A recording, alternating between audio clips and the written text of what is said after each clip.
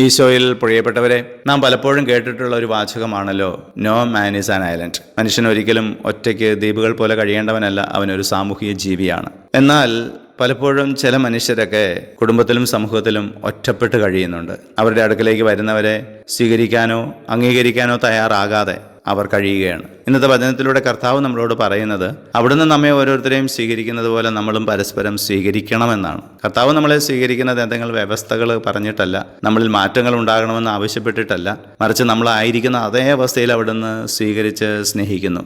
ആ സ്നേഹം അനുഭവിച്ച് കഴിയുമ്പോൾ നമ്മളിൽ ചിലപ്പോൾ മാറ്റങ്ങൾ സംഭവിക്കുകയാണ് ചെയ്യുക.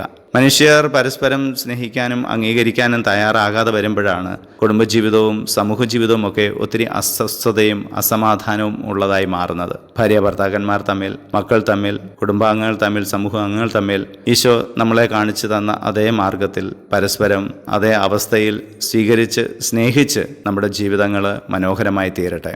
ഈശോയെ ഞങ്ങളെ അനുഗ്രഹിക്കണമേ, ഇപ്പോഴും എപ്പോഴും എന്നേക്കും. ആമേൻ.